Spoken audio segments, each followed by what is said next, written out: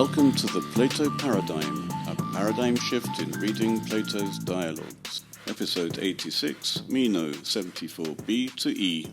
Socrates is lamenting that they keep finding many virtues when they're looking for one.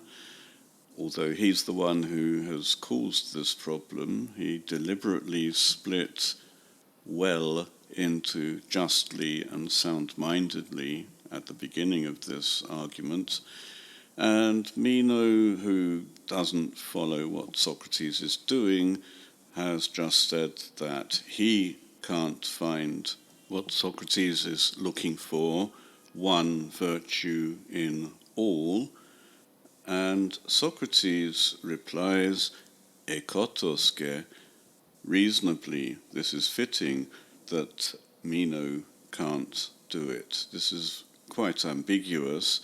Is it because he doesn't expect Meno to be able to do that? He has good reason to expect that Meno can't find one in all things. Meno has been trained to give many examples, as he did with the first response. This is what Gorgias teaches his pupils. It's not certain that Meno himself is a student of Gorgias, but he must have learnt from his lover, Aristippus, or he listened to Gorgias while Gorgias was teaching Aristippus and the other students. Meno still has his first reply, the list of different types of virtues, but this isn't what Socrates is looking for. It's not that Meno feels that he's been refuted, he simply doesn't now have an additional reply which would satisfy Socrates. The discussion of virtue could have ended here, but clearly Socrates doesn't want it to end here, which implies that he thinks he still has something which may help Meno to understand better what virtue is.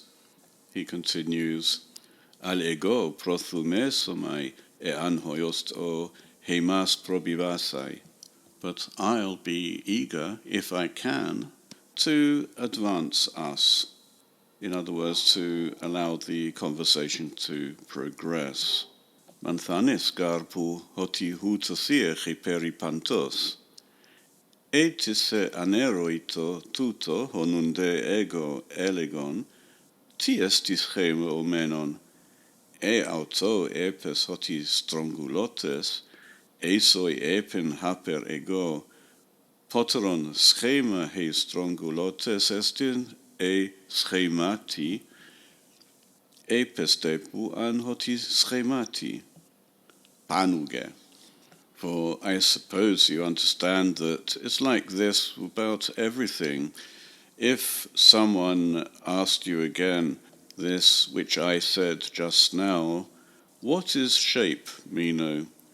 If you said to him, roundness, if he said to you what I said, is roundness shape or a shape? You, I suppose, no doubt, would say some shape, a particular shape. Absolutely. How is Socrates advancing the conversation? He's going back to something they have already talked about, or rather Socrates has already talked about. Socrates had earlier presented a conversation which he and Meno could have had about shape. This had been in the context of the general conversation about types of virtues. But now Socrates is coming back specifically to concentrate on the question of shape. Meno would have said that roundness is a shape because no doubt there are other shapes, and this is what Socrates now says yet again. Ukun diatauta hotikai alle estin schemata. Nai. Because of this, that there are other shapes? Yes. This is what led Meno last time to say that justice is a virtue because there are other virtues, and he gave a list of other virtues. Now the focus is on shapes themselves. Kai ege pros aneurotase hopoia elegesan egoge. And if I were to ask you in addition what sort, in other words, what sorts of shapes, you would say, I would. We might now have expected Socrates to ask Meno to give a list of shapes, which would help Meno feel better about himself. And then he would ask, and what is shape itself, as opposed to these different types of shapes. And then he would be able to ask Meno to do the same thing for virtue. There are all these different virtues, but what is virtue itself? In other words, he would have given an analogy to what he is looking for. And yet, Socrates doesn't go this way. Instead, he gives yet another example. Instead of shape, we now get color. Kai au e perichromatos hosautos anereto hotiestin, kai e pontosu hotitoliokon, meta tauta hupela ben ho eroton, fotoronto liokon, chroma estin e chromati, epesan hoti chromati, tioti kai alla tunchane onta, egoge. And again, if he asked in the same way about color, what it is, and you said white, toliukon is the white. What is white? The thing which is white, whiteness. After this, the questioner would take that up and ask, is the white color or a color, a particular color? You would say, a particular color, a color, because there also happen to be others. I would.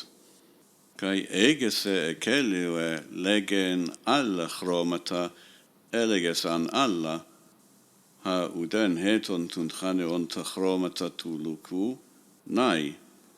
And if he ordered you to say other colors, you would say others, which happen to be no less colors than white. Yes. E un hosper ego metee to nogon kai elgen hoti, a eis por la ficnumetha, alla me mui hutos, al epe data por la tau penitini prosagorioes onomati, kai fes udenauton hoti schema enai kai tauta kai nantia onta leilois, hoti estin tuto ho uden heton katechetos strangulon eto ethu, hode onomadzes schema, kai uden malon festos strangulon, schema enai eto ethu, e huto leges, egoge. If then he continued the argument, just as I have done, and said, we always arrive at many things, but don't do this to me, but since you call these many things by one name, and you claim that none of them isn't shape, and these may be the opposite of each other, because this is what has no less the round than the straight, what you call shape, and you don't claim that the round is more shape than the straight. Don't you say that? I do. In other words, roundness and straightness are both shapes, but neither is shape itself. But Socrates feels the need to rub this point in. Ar un hotan huto leges tote, uden malon fes to strangulon enai strangulon e euthu, udeto euthu e strangulon, oudepu, O Socrates. So whenever you say thus, are you claiming then that the round is no more round than straight, or that the straight is no more straight than round? Not at all, Socrates. Alamen schemageuden malon fes enaito strongylon tu eutheos, udeto heteron tu heteru, aletheeleges. But you're saying that roundness is no more shape than straightness, nor the other than the other. In other words, vice versa.